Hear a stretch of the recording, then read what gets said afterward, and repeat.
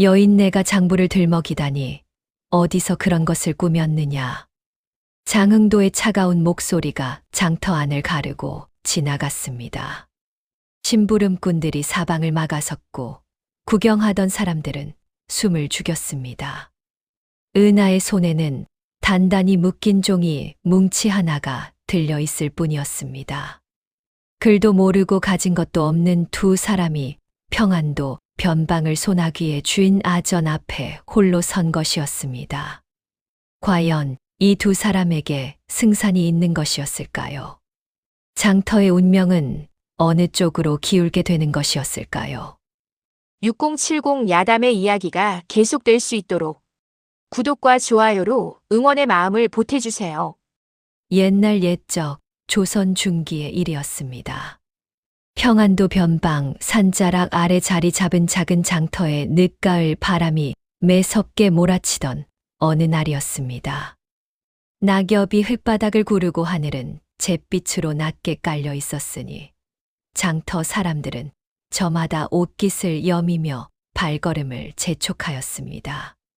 그 무렵 낯선 장정 하나가 커다란 짐 보따리를 등에 짊어진 채 장터 어귀로 들어섰습니다. 바로 최 기산이었습니다. 기사는 나이 26의 건장한 사내였으나 그 눈빛은 어딘지 모르게 맑고 순하였습니다. 워낙 이 마을 저 마을을 떠돌며 품을 팔아 입에 풀칠하던 터라 등에 진 보따리 하나가 그의 전 재산이었습니다. 굵은 손마디와 거칠게 튼 발 뒤꿈치가 그간 살아온 세월을 고스란히 말해 주었습니다. 장터 사람들은 기산을 보자마자 수군거리기 시작하였습니다. 그도 그럴 것이 기사는 이곳에 오기 전에도 이미 소문이 자자하였으니까요. 지난 봄에는 인근 마을에서 사흘 내내 남의 논두렁을 일구어 주고도 품삯을 받지 못하고 돌아왔다 하였습니다. 품삯을 주겠다는 말만 믿고 묵묵히 일하였는데 정작 일이 끝나자 주인이 다음에 주겠다 한마디 던지고 문을 닫아 버렸다는 것이었습니다. 기사는 그 자리에서 허허 웃으며 돌아섰다 하였으니 사람들 눈에는 그저 어리숙한 바보로 보였을 뿐이었습니다. 여름에도 비슷한 일이 있었습니다.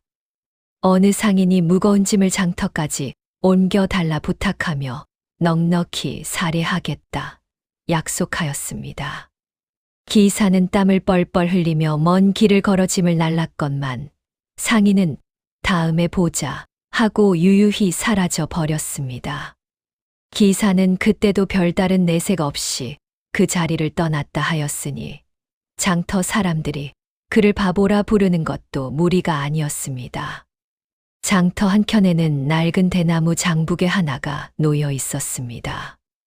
오래되어 겉이 거무스름하게 변색된 그 장부개는 관아 심부름꾼들의 손을 거쳐 이 사람 저 사람에게 전해지곤 하였습니다. 기산도 그것을 힐끗 바라보았으나 글을 배운 적이 없는 터라 그 안에 무엇이 적혀 있는지 알 도리가 없었습니다. 그저 어른들이 긴장한 얼굴로 그것을 받아드는 것을 보며 왠지 모를 불편함을 느꼈을 뿐이었습니다. 그 장부개를 손에 쥔 자가 바로 관아 아전 장흥도였습니다. 나이 40줄에 접어든 장흥도는 이 지역 세금 징수를 오랫동안 맡아 온 자로 마을 사람들 사이에서 은근한 두려움의 대상이었습니다. 그가 장터에 나타나면 사람들은 슬그머니 자리를 피하거나 고개를 숙이곤 하였으니 장흥도는 그런 반응을 즐기는 듯 보였습니다. 기산 역시 얼마 전 장흥도에게 세금 독촉을 당한 적이 있었습니다. 그런데 정확히 얼마를 왜 내야 하는지조차 제대로 설명을 듣지 못하였으니 그저 내라 하면 내는 것이라 여기며 넘겼을 뿐이었습니다. 그날 저녁 기사는 허기진 배를 움켜쥐고 장터 구석에 쭈그려 앉았습니다. 찬바람이 귀를 에이고 빈속에서는 쓴소리가 올라왔습니다. 멀리 안악들이 저녁밥을 짓는 연기가 피어오르는 것이 보였으나 기산에게는 들어갈 부엌도 기다려줄 사람도 없었습니다. 불안이 찬 바람처럼 천천히 가슴 속으로 스며들었습니다. 며칠이 지난 후였습니다. 기산이 장터 귀퉁이에서 나무짐을 내려놓고 막 숨을 고르고 있을 때였습니다. 갑자기 등 뒤에서 묵직한 발소리가 들려왔습니다. 돌아보니 장흥도가 장부궤를 옆구리에 끼고 성큼성큼 다가오고 있었습니다. 그 뒤로 심부름꾼 둘이 팔짱을 낀 채 따라붙었으니 보는 것만으로도 가슴이 오그라드는 광경이었습니다. 장흥도가 기산 앞에 딱 버티고 서더니 장부를 탁 펼쳐 들이밀었습니다. 빽빽하게 적힌 글자들이 기산의 눈앞에서 흔들렸습니다. 최기산, 이달 세금이 밀렸느니라. 여기 적힌 대로 갚아야 할 것이야. 장흥도가 느릿하고 낮은 목소리로 말하였습니다. 기사는 눈을 가늘게 뜨고 장부를 들여다보았으나 글자 하나 읽어낼 수가 없었습니다. 그래서 조심스레 물었습니다. 나으리, 지난달보다 액수가 늘어난 것 같사온데 어찌된 연유인지 여쭤봐도 되겠사옵니까? 그러자 장흥도는 픽하고 콧방귀를 뀌었습니다. 글도 모르는 놈이 뭘 안다고 묻느냐. 적힌 대로 내면 그만이지. 주변에 있던 심부름꾼들이 낄낄거렸고 지나가던 장터 사람들도 힐끗 시선을 주었다가 재빨리 고개를 돌렸습니다. 기사는 속이 쓰렸으나 더 이상 따지지 못하였습니다. 그런데 이상한 일은 거기서 그치지 않았습니다. 며칠 후 장흥도의 심부름꾼이 다시 찾아와 쪽지 하나를 내밀었습니다. 이번에는 벌금이 추가되었다는 것이었습니다. 이유인즉 기산이 세금 고지를 받고도 바로 납부하지 않았으니 지체에 따른 벌금을 더 물어야 한다는 것이었습니다. 기사는 눈앞이 아득해졌습니다. 낼 돈을 마련하려 이 집 저 지품을 팔러 다니는 사이에 또 벌금이 붙었으니 아무리 이래도 빠져나올 수 없는 구렁텅이에 빠진 기분이었습니다. 알고 보니 이런 일을 당하는 것이 기산 혼자만이 아니었습니다. 장터 한켠에서 채소를 팔던 박서방도 바느질로 생계를 잇던 이 노인도 조그만 두부 가게를 꾸리던 최할멈도 모두 같은 방식으로 세금을 뜯기고 있었습니다. 그러나 감히 장흥도에게 따지고 들 엄두를 내는 사람은 아무도 없었습니다. 관할을 등에 업은 아전에게 맞섰다가 무슨 봉변을 당할지 모른다는 두려움이 마을 전체를 짓누르고 있었으니까요. 기산이 억울한 마음을 이기지 못하고 이웃 어른들에게 하소연해 보았으나 돌아오는 말은 한결같았습니다. 어쩌겠나, 그냥 내는 수밖에. 기사는 무거운 발걸음으로 돌아오며 하늘을 올려다보았습니다.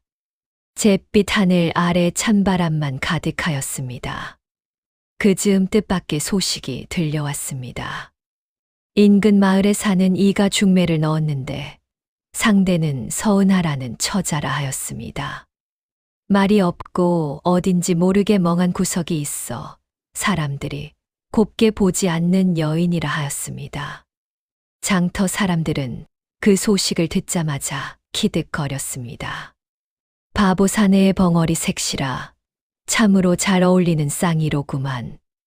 그 말이 기산의 귀에도 들어왔으나 기산은 그저 멋쩍게 웃을 뿐이었습니다. 장흥도도 그 소식을 들었습니다. 그는 장부를 덮으며 속으로 비릿하게 웃었습니다. 글도 모르고 셈도 못하는 사내에 말도 제대로 못하는 여인이라니. 앞으로 이 둘을 다루는 일이 더욱 수월해지겠다는 생각이 그의 머릿속을 스치고 지나갔습니다. 혼례는 소박하게 치러졌습니다. 변변한 예물도 없었고 넉넉한 음식상도 차리지 못하였으니 그저 이웃 몇몇이 모여 술 한 사발씩 나누는 것으로 자리를 마무리하였습니다. 장터 사람들은 구경을 오면서도 저마다 한마디씩 보태었습니다.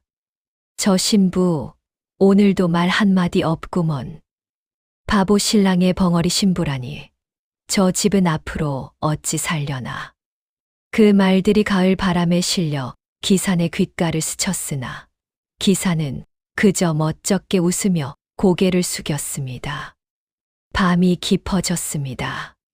손님들이 하나둘 자리를 털고 일어나 돌아가자 낡은 방 안에는 기산과 은하 둘만이 남았습니다. 기름 등잔 하나가 가물거리며 두 사람의 얼굴을 희미하게 비추었습니다. 기사는 무슨 말을 꺼내야 할지 몰라 멀뚱히 앉아 있었고, 은하는 무릎 위에 두 손을 가지런히 올려놓은 채 고개를 숙이고 있었습니다. 바깥에서는 찬바람이 문틈을 비집고 들어왔고, 등잔 불꽃이 가늘게 흔들렸습니다. 그때였습니다. 은하가 천천히 고개를 들었습니다. 기사는 무심코 그 눈빛을 마주쳤다가 그만 굳어버렸습니다. 혼례 내내 초점 없이 허공을 떠돌던 그 눈이 아니었습니다. 또렷하고 맑으며 무언가를 꿰뚫어 보는 듯한 눈빛이었습니다. 은하가 나지막하게 입을 열었습니다. 바깥 하전 장흥도 말입니다. 그 자의 장부가 틀렸습니다. 기사는 귀를 의심하였습니다. 목소리도 또렷하였고 말의 뜻도 분명하였습니다. 혼례 내내 말 한마디 없이 앉아있던 여인이 전혀 딴 사람처럼 느껴졌습니다. 은하는 차분하게 말을 이어나갔습니다. 장흥도가 세금을 걷는 방식에는 커다란 구멍이 있다고 하였습니다. 본래 관아에서 정한 세금 액수가 있는데 장흥도는 그 액수의 제멋대로 숫자를 덧붙여 장부를 꾸몄다는 것이었습니다. 납부가 조금이라도 늦으면 벌금을 얹고 벌금이 쌓이면 또 다른 명목으로 빚을 불려 나갔으니 애초에 갚을 수 없도록 설계된 올가미와 다름없었습니다. 은하의 말을 들으며 기사는 자신도 모르게 주먹을 꽉 쥐었습니다. 억울하다고만 느꼈던 일들이 하나하나 맞물리기 시작하였습니다. 어찌 그것을 아시오? 기산이 조심스레 물었습니다. 은하는 잠시 말을 멈추었다가 대답하였습니다. 제 아비가 예전에 관아 서리로 일하였습니다. 어릴 적부터 장부 보는 법을 곁에서 익혔지요. 기사는 그제야 모든 것이 이해되었습니다. 말없고 어리숙해 보이던 여인이 바보 행세를 하며 자신을 감추어 온 것이었습니다. 왜 그랬는지는 굳이 묻지 않아도 짐작이 갔습니다. 세상이 영리한 여인을 가만두지 않는다는 것을 은하는 일찍이 깨달았을 것이었습니다. 그러나 기쁨은 오래가지 않았습니다. 그날 이후 장흥도의 압박이 한층 거세졌습니다. 새로운 벌금 고지서가 날아들었고 심부름꾼들이 부쩍 자주 기산의 집 앞을 서성였습니다. 마을 사람들 역시 하나씩 재산을 빼앗기며 입을 꾹 다물었습니다. 기산의 집에는 변변한 세간도 없었으니 남은 것이라곤 허름한 흙벽 한 채뿐이었습니다. 그마저도 언제 빼앗길지 알 수 없었습니다. 등잔불이 다시 한번 흔들렸습니다. 두 사람은 말없이 그 불꽃을 바라보았습니다. 찬바람이 더욱 매서워지던 초겨울 어느 날 아침이었습니다. 기산이 눈을 뜨자마자 문 밖에서 낯선 발소리가 들려왔습니다. 내다보니 장흥도의 심부름꾼이 새 고지서를 들고 서 있었습니다. 기산이 떨리는 손으로 받아들었으나 읽을 수 없었으니 은하가 옆에서 조용히 내용을 확인하였습니다. 지난달보다 세금 액수가 2배 가까이 뛰어 있었습니다. 은하의 눈썹이 가늘게 떨렸으나 입술은 굳게 다물어졌습니다. 기산이 고지서를 들고 직접 장흥도를 찾아갔습니다. 무릎을 반쯤 굽히고 사정하였습니다. 나으리, 이 액수는 도저히 감당하기 어렵사옵니다. 사정을 좀 봐주시면 아니 되겠사옵니까? 그러나 장흥도는 고지서에 눈길 한 번 주지 않은 채 느릿하게 돌아섰습니다. 규정이 그러하니 어쩌겠느냐. 기한 안에 못 내면 그때 가서 따로 처리하지. 뒤에 서 있던 심부름꾼이 피식 웃었습니다. 기사는 주먹을 쥐었다 폈다 하며 돌아올 수밖에 없었습니다. 마을 사람들의 사정도 다르지 않았습니다. 박서방은 겨울 양식으로 남겨두었던 쌀 2가마를 빼앗겼고, 두부 가게를 하던 최할멈은 가게 한켠에 쌓아두었던 콩자루마저 내어주어야 했습니다. 바느질품을 팔던 이 노인은 새벽부터 밤늦게까지 일해도 빚이 줄기는커녕 늘어만 갔습니다. 그러면서도 모두들 꾹 참고 고개를 숙였으니 장흥도의 그늘이 마을 전체를 덮고 있었습니다. 그런데 그 무렵 은하의 하루는 남들 눈에 보이는 것과 사뭇 달랐습니다. 아침이면 나물 바구니를 들고 장터로 나갔는데 걸음이 유난히 느렸습니다. 장터 이 귀퉁이 저 귀퉁이를 서성이며 상인들의 흥정소리, 안악들의 수군거림을 귀 기울여 들었습니다. 누가 얼마를 냈는지, 어느 집이 이번 달 세금 고지를 받았는지를 머릿속에 차곡차곡 쌓아두었습니다. 멍한 표정으로 허공을 바라보는 척하면서도 두 귀는 쉬지 않고 움직이고 있었습니다. 어떤 날은 나물 바구니를 팔짱에 끼고 관아 담장 근처를 어슬렁거렸습니다. 심부름꾼들이 장부개를 들고 드나드는 시간을 눈여겨보았고, 어느 창문에서 장흥도의 목소리가 흘러나오는지를 가늠하였습니다. 들키면 큰일이었습니다. 그래서 은하는 항상 흐리멍덩한 표정을 잃지 않았습니다. 누가 말을 걸어도 느릿느릿 대답하거나 엉뚱한 소리를 하여 상대방이 먼저 고개를 돌리게 만들었습니다. 바보 행세는 그녀를 지키는 단단한 갑옷이었습니다. 밤이 되면 은하는 기산의 집 안쪽 구석에 쪼그리고 앉아 작은 종이 조각에 무언가를 적었습니다. 기산이 옆에서 지켜보면 은하는 조용히 말하였습니다. 오늘 장터에서 들은 것들입니다. 날짜, 이름, 금액, 명목. 그것들이 하나씩 종이 위에 쌓여갔습니다. 기사는 글을 읽지 못하였으나 은하가 적어 내려가는 붓끝을 바라보며 무언가 큰일이 천천히 벌어지고 있음을 느꼈습니다. 바람이 창호지를 두드리는 소리 속에서 장흥도의 눈이 조금씩 두 사람 쪽으로 좁혀오고 있었습니다. 엄동설한이 본격적으로 시작되던 무렵이었습니다. 장터의 첫눈이 내린 날 아침, 장흥도가 심부름꾼 셋을 거느리고 기산의 집 앞에 나타났습니다.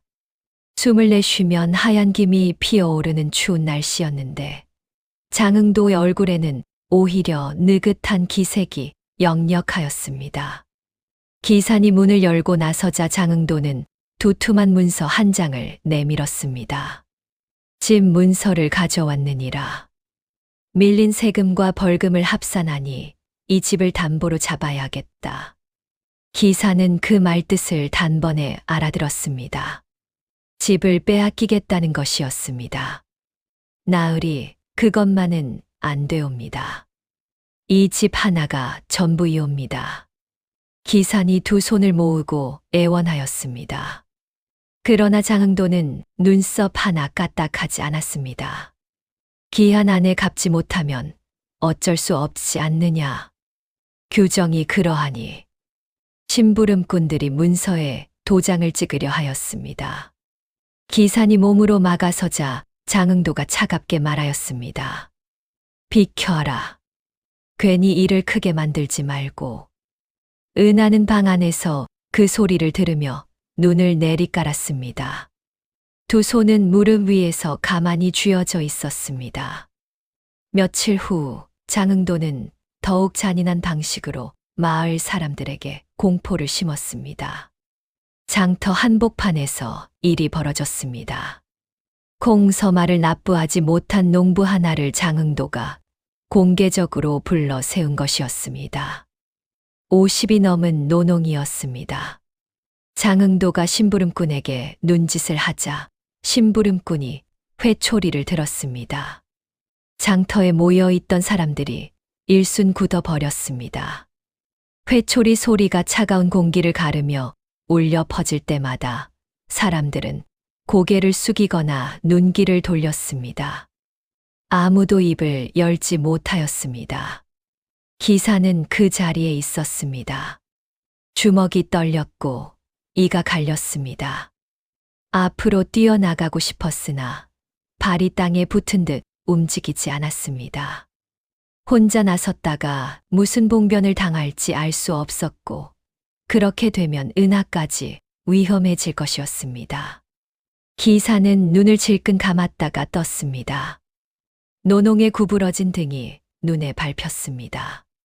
장흥도는 그 광경을 흐뭇한 표정으로 바라보았습니다. 본보기를 보여주었으니 앞으로 감히 따지고 드는 자가 없을 것이라 여기는 눈빛이었습니다. 그날 저녁 은하가 낮게 말하였습니다. 저 자는 이제 거칠 것이 없다고 믿고 있습니다. 기산이 고개를 끄덕이며 물었습니다. 어찌하면 좋겠소? 은하는 잠시 말을 아꼈습니다. 창밖으로 눈발이 다시 흩날리고 있었습니다. 조금 더 기다려야 합니다. 증거가 충분히 쌓여야 하니까요. 기사는 그 말을 가슴에 새겼습니다. 그러나 기다리는 시간이 얼마나 더 남았는지는 알 수 없었습니다. 장흥도는 그날 밤 관아로 돌아가며 더 큰 계획을 머릿속에서 굴리고 있었습니다. 다음 달에는 온 마을을 대상으로 특별 징수를 실시하겠다는 것이었습니다. 명목은 관아 수리 비용이라 하였으나 그 돈이 어디로 흘러들어갈지는 장흥도 혼자만 알고 있었습니다. 눈 쌓인 장터 위로 그의 발자국이 길게 이어졌다가 어둠 속으로 사라졌습니다. 눈이 그치지 않았습니다. 사흘째 내리는 눈이 지붕 위에 두텁게 쌓였고 처마 끝에는 고드름이 길게 매달렸습니다. 기산의 집 안은 냉기가 뼛속까지 스며드는 듯하였습니다. 아궁이에 넣을 나무가 떨어진 지 이틀이 지났으나 산에 나무를 하러 나가기에는 눈이 너무 깊이 쌓여 있었습니다. 두 사람은 낡은 이불 하나를 나누어 덮고 벽에 기대어 앉아 있었습니다. 입김이 방 안에서도 하얗게 피어올랐습니다. 먹을 것도 바닥을 드러내고 있었습니다. 기산이 장터에서 품을 팔아 모아두었던 쌀은 이미 지난달에 세금으로 내어주었습니다. 남은 것이라곤 항아리 밑에 눌어붙은 볼이 몇 줌뿐이었습니다. 기사는 그것마저 아끼려고 하루 한 끼만 죽을 끓였습니다. 죽이라 하기도 민망할 만큼 물이 많았습니다. 기산이 그 죽 한 사발을 은하에게 먼저 내밀자 은하가 고개를 저었습니다. 도령께서 드셔야 합니다. 힘을 써야 하는 분은 도령이시니까요. 기사는 말없이 사발을 다시 은하 앞으로 밀었습니다. 한동안 아무 말도 없었습니다. 허기가 극에 달하던 어느 날 기산이 뒷산 기슭에 나가 나무 껍질을 벗겨왔습니다. 그것을 물에 불려 씹으며 버텼습니다. 쓴맛이 혀를 덮었으나 달리 방법이 없었습니다. 은하는 그 모습을 보며 눈을 감았습니다. 조금만 기다리십시오. 반드시 길이 열릴 것입니다. 은하가 낮게 말하였습니다. 그러나 기산의 눈에는 희망보다 지침이 먼저 비쳤습니다. 언제까지 기다려야 하는 것이오? 이러다 집마저 빼앗기면 우리는 어디로 가야 하는 것이오? 기산의 목소리가 미세하게 떨렸습니다. 눈보라가 가장 거세게 몰아치던 밤이었습니다. 두 사람은 텅 빈 방 한 귀퉁이에 나란히 웅크렸습니다. 바람이 문틈을 비집고 들어올 때마다 등잔불이 꺼질 듯 흔들렸습니다. 기사는 자신도 모르게 은하의 손을 가만히 잡았습니다. 은하의 손이 얼음장처럼 차가웠습니다. 두 사람은 말 한마디 없이 그렇게 앉아 있었습니다. 바깥에서는 눈보라 소리가 쉬지 않고 울부짖었습니다. 그 소리가 잦아들 기미를 보이지 않았습니다. 그런데 바로 그 밤, 은하가 품 안에서 조심스럽게 접힌 종이 뭉치를 꺼냈습니다. 기산이 눈을 크게 떴습니다. 이것이 무엇이오? 관아에 드나들며 틈틈이 확인한 것들입니다. 은하가 낮은 목소리로 대답하였습니다. 종이 위에는 날짜별로 세금 액수와 납부자, 이름이 빼곡하게 적혀 있었습니다. 장흥도가 관아의 공식 장부와 달리 따로 꾸며 온 거짓 내역이었습니다. 은하는 그것을 하나씩 대조하여 차이를 찾아낸 것이었습니다. 그리고 며칠 전 은하는 마침내 관아 창고 한켠에 보관되어 있던 대나무 장북의 속 문서를 직접 눈으로 확인하였습니다. 심부름꾼이 잠시 자리를 비운 틈을 이용하였으니 손이 떨렸으나 눈은 흔들리지 않았습니다. 장북의 안에는 장흥도가 오랜 세월에 걸쳐 조작해 온 수십 건의 내역이 고스란히 담겨 있었습니다. 그러나 장흥도의 눈도 점점 가까워지고 있었습니다. 은하가 관아 근처를 자주 서성인다는 것을 심부름꾼 중 하나가 눈치챈 듯하였습니다. 시간이 많지 않았습니다. 기사는 은하가 내민 종이 뭉치를 두 손으로 꼭 쥐었습니다. 글을 읽지 못하였으나 그 무게만큼은 온몸으로 느낄 수 있었습니다. 해가 바뀌었습니다. 정월 초가 지나도 추위는 누그러질 기미를 보이지 않았습니다. 그러나 장흥도는 새해가 되자마자 더욱 기세를 높였습니다. 이번에는 장터 어귀에서 일이 벌어졌습니다. 지난 가을부터 세금을 미루어 온 농부 하나를 장흥도가 불러 세웠습니다. 40 중반의 사내로 홀로 늙은 어미를 모시며 작은 밭되기를 일구어 온이었습니다. 장흥도가 그 앞에 서서 팔짱을 낀 채 차갑게 말하였습니다. 기한이 2달이나 지났느니라. 오늘 당장 갚지 못하면 밭을 넘겨야 할 것이야. 농부가 무릎을 꿇고 사정하였으나 장흥도는 심부름꾼에게 눈짓을 하였습니다. 구경하던 장터 사람들이 일제히 고개를 숙였습니다. 마을 전체가 숨을 죽인 듯 고요해졌습니다. 기사는 멀찍이 서서 그 광경을 바라보았습니다. 이가 갈렸습니다. 그러나 이제는 무턱대고 뛰어나가는 대신 은하가 당부한 말을 떠올렸습니다. 때를 기다려야 한다고 하였습니다. 증거가 갖추어지지 않은 채 덤볐다가는 오히려 화를 키울 뿐이라 하였습니다. 기사는 주먹을 쥔 채 발길을 돌렸습니다. 그 발걸음이 무거웠습니다. 그 무렵 은하는 조용히 움직이기 시작하였습니다. 낮에는 바보 행세를 이어가며 장터를 오갔고 저녁이 되면 피해를 입은 마을 사람들을 한 명씩 조심스럽게 찾아갔습니다. 처음에는 그저 무난 인사를 드리는 척하였습니다. 그러다 자연스럽게 말머리를 돌렸습니다. 어르신, 억울하게 내신 세금이 있으시지요. 그것을 바로잡을 방법이 있을지도 모릅니다. 그 말을 들은 사람들의 반응은 한결같았습니다. 손사래를 치거나 목소리를 낮추며 그런 말은 꺼내지도 말라고 하였습니다. 장흥도의 보복이 두려웠기 때문이었습니다. 박서방도 처음에는 고개를 가로저었습니다. 쌀 2가마를 빼앗기고도 아무 말 못한 사람이었으니 그 억울함이 얼마나 깊은지는 짐작하고도 남았습니다. 그러나 두려움이 더 컸습니다. 최할멈도 마찬가지였습니다. 가게를 지켜야 한다는 마음이 앞섰습니다.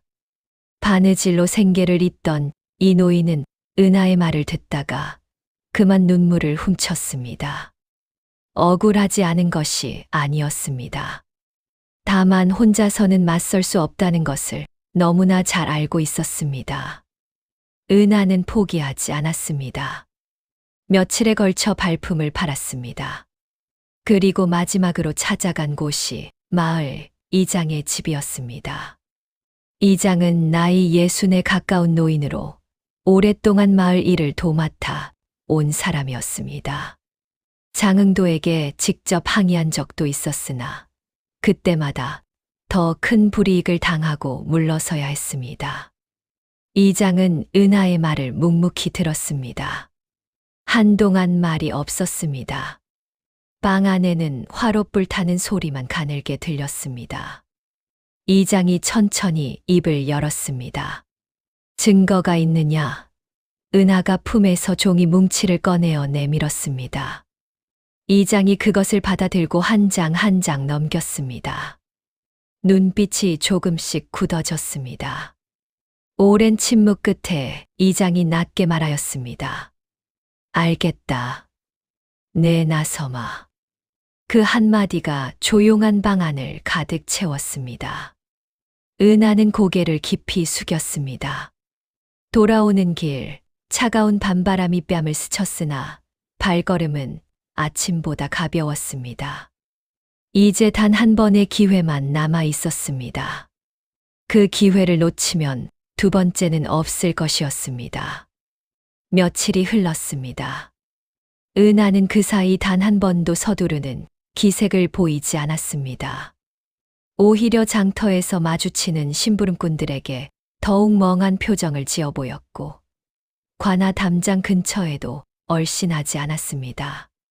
장흥도의 눈에 띄지 않는 것이 무엇보다 중요하였습니다. 모든 것은 때가 되어야 움직이는 법이었습니다. 기산에게는 한 가지 역할이 주어졌습니다.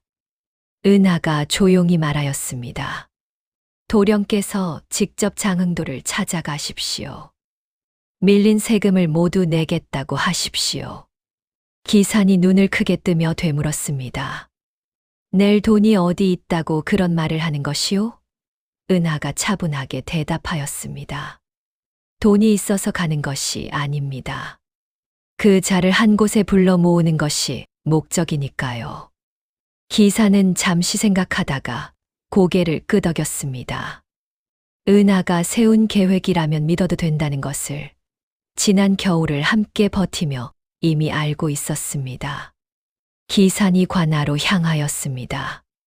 장흥도 앞에 서자 저절로 어깨가 움츠러들었습니다. 그러나 기사는 마음을 다잡고 말하였습니다. 나으리, 이번 달 안으로 밀린 세금을 모두 갚겠사옵니다.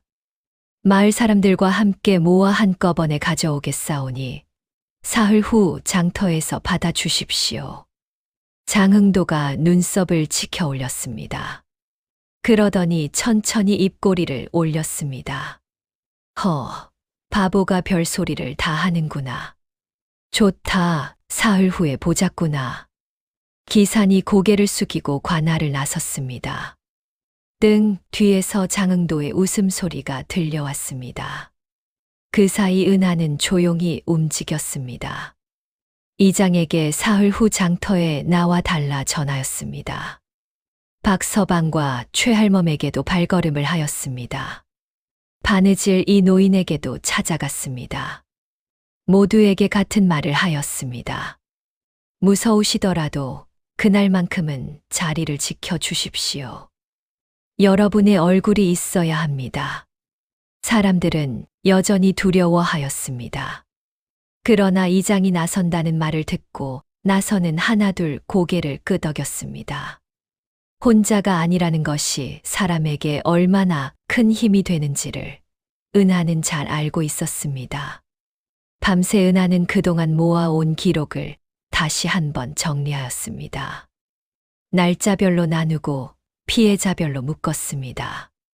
장흥도가 관아의 공식 장부와 달리 부풀려 온 금액들을 한눈에 비교할 수 있도록 두 장을 나란히 배열하였습니다. 등잔불이 가물거리는 중에도 손은 흔들리지 않았습니다. 기산이 그 옆에 앉아 말없이 곁을 지켰습니다. 새벽이 가까워질 무렵 은하가 붓을 내려놓으며 나지막이 말하였습니다. 이제 준비가 되었습니다. 드디어 사흘째 되는 날 아침이 밝았습니다. 장터에는 평소보다 사람이 많았습니다. 저마다 무언가를 사거나 파는 척하였으나 눈빛들이 유달리 긴장되어 있었습니다. 장흥도가 심부름꾼들을 거느리고 나타났습니다. 세금을 받으러 왔다는 표정이 역력하였고 입가에는 여유로운 웃음기가 감돌았습니다. 그는 아직 아무것도 눈치채지 못하고 있었습니다. 기산이 장터 한가운데 서서 장흥도를 바라보았습니다. 심장이 크게 뛰었습니다. 은하가 기산의 등 뒤 가까운 곳에 조용히 자리를 잡았습니다.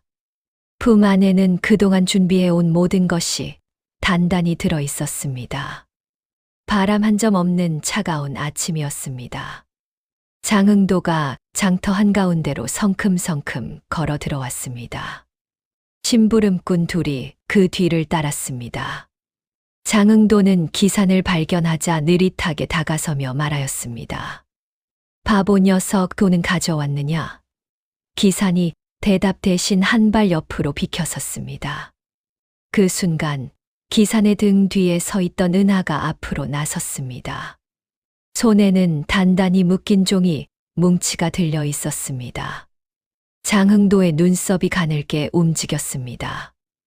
은하가 또렷한 목소리로 말하였습니다. 나으리께 드릴 것이 있사옵니다. 그러더니 종이 뭉치를 천천히 펼쳐 들었습니다. 이것은 나으리께서 지난 3년간 마을 사람들에게서 거두어 간 세금의 내역이옵니다. 그리고 이것은 관아의 공식 장부에 기록된 금액이옵니다. 은하가 두 장을 나란히 들어 보였습니다. 장흥도의 낯빛이 순간 굳었습니다. 그러나 곧 비웃음을 되찾으며 말하였습니다. 여인네가 장부를 들먹이다니 어디서 그런 것을 꾸몄느냐. 그 말이 채 끝나기도 전이었습니다. 이장이 군중 속에서 천천히 걸어 나왔습니다. 등이 굽었으나 걸음은 단단하였습니다. 내 직접 두 눈으로 확인하였네. 저 장부가 거짓이 아니야. 이장의 목소리가 장터 안에 낮고 묵직하게 울렸습니다. 장흥도의 시선이 이장에게로 향하였습니다. 눈빛이 흔들렸습니다. 그때 박서방이 앞으로 나섰습니다. 소인도 억울하게 빼앗긴 것이 있사옵니다. 최할멈이 그 옆에 섰습니다. 이 할미도 마찬가지요. 바느질 이 노인도 떨리는 다리를 이끌고 자리를 잡았습니다. 하나가 나서자 둘이 따랐고 둘이 나서자 셋이 따랐습니다. 장터 안에 흩어져 있던 사람들이 하나둘 모여들었습니다. 장흥도의 얼굴에서 웃음기가 완전히 사라졌습니다. 이것들이 감히 그가 심부름꾼들에게 눈짓을 하였습니다. 그러나 심부름꾼들도 선뜻 움직이지 못하였습니다. 사방이 사람들로 둘러싸인 형국이었습니다. 바로 그때 관아 쪽에서 발소리가 들려왔습니다. 이장이 미리 기별을 넣어두었던 상급 관리가 직접 나타난 것이었습니다. 관복을 차려입은 그가 장터 안으로 들어서자 장흥도의 몸이 눈에 띄게 굳었습니다. 관리가 은하가 내민 장부를 받아들고 꼼꼼히 살폈습니다.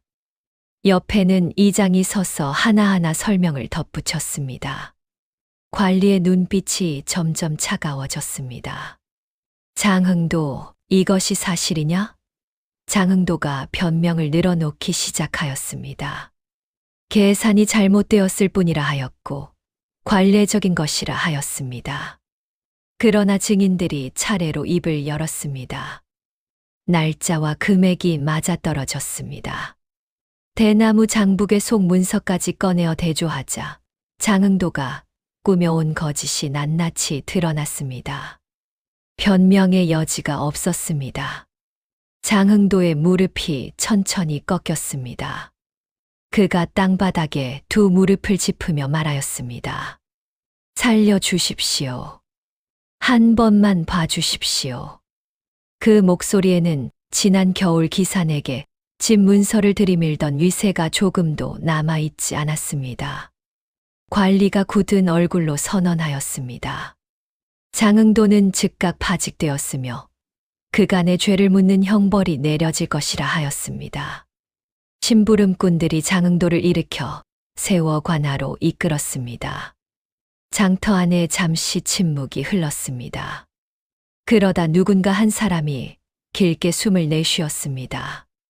그 소리를 신호로 여기저기서 웅성거림이 터져 나왔습니다. 박서방이 눈가를 훔쳤습니다. 최할멈이 두 손을 모아 하늘을 향하였습니다. 이 노인은 그 자리에 주저앉아 어깨를 들썩였습니다. 기사는 은하를 바라보았습니다. 은하는 여전히 차분한 얼굴이었으나 두 눈이 붉어져 있었습니다. 장터 위로 겨울 햇살이 조용히 내려앉았습니다. 봄이 왔습니다. 얼어붙었던 땅이 녹고 장터 어귀의 버드나무에 연한 초록빛 잎사귀가 돋아났습니다. 겨우내 웅크리고 있던 마을이 기지개를 켜듯 천천히 깨어나고 있었습니다. 기사는 이른 아침부터 밭에 나가 괭이를 들었습니다. 장흥도가 파직된 이후 관아에서 밀린 세금을 재조사하였고 억울하게 거두어 간 금액의 상당 부분이 마을 사람들에게 돌아왔습니다. 기산도 빼앗길 뻔하였던 집 문서를 되찾았고 작은 밭되기 하나를 읽을 수 있게 되었습니다. 괭이질을 할 때마다 흙냄새가 코끝을 간지렸습니다. 오랜만에 맡아보는 봄 흙의 냄새였습니다. 마을 사람들도 달라졌습니다. 그동안 저마다 고개를 숙이고 지내느라 서로 말 한마디 제대로 나누지 못하였는데 이제는 달랐습니다. 박서방이 이웃집 울타리를 고쳐주었고 최할멈이 두부를 한 모 더 얹어 주었습니다. 바느질 이 노인은 어려운 집 아이의 옷을 아무 말 없이 꿰매어 주었습니다. 작은 일들이었습니다. 그러나 그 작은 일들이 모여 마을의 빛깔을 조금씩 바꾸어 가고 있었습니다. 장터에서 마주치는 사람들의 눈빛이 겨울보다 한결 부드러워졌습니다. 은하도 변하였습니다. 아니, 정확히는 더 이상 감출 필요가 없어졌습니다. 장터에 나갈 때 멍한 표정을 짓지 않아도 되었습니다. 엉뚱한 말로 사람들을 따돌리지 않아도 되었습니다. 은하가 본래의 얼굴로 장터를 걸으니 사람들이 먼저 다가왔습니다. 박서방이 세금 고지서를 들고 찾아와 내용을 여쭈었고 이웃마을 안악이 억울한 사정을 털어놓으며 어찌하면 좋겠냐고 물었습니다. 은하는 한 사람 한 사람의 말을 천천히 들었습니다. 그리고 알고 있는 것을 나누어 주었습니다. 그것이 자연스러운 일이 되었습니다. 기산도 달라졌습니다. 품삯을 제대로 받지 못하면 더 이상 허허 웃으며 넘기지 않았습니다. 장부를 내밀며 터무니없는 말을 하는 자에게는 조용하되 단호하게 따졌습니다. 글을 배우기 시작하였습니다. 저녁마다 은하가 글자를 가르쳐 주었고 기사는 투박한 손으로 붓을 쥐고 한자 한자 익혀 나갔습니다. 처음에는 삐뚤빼뚤하던 글씨가 조금씩 반듯해져 갔습니다. 사람들은 여전히 기산을 기억하였습니다. 그러나 이제는 바보라 부르지 않았습니다. 어느 날 아침 장터 한켠에서 낡은 대나무 장부궤가 발견되었습니다. 장흥도가 관아에서 끌려나가던 날 버려진 것이었습니다. 뚜껑이 열린 채 엎어져 있었고 안은 텅 비어 있었습니다. 지나가던 사람들이 힐끗 바라보다 그냥 걸음을 옮겼습니다.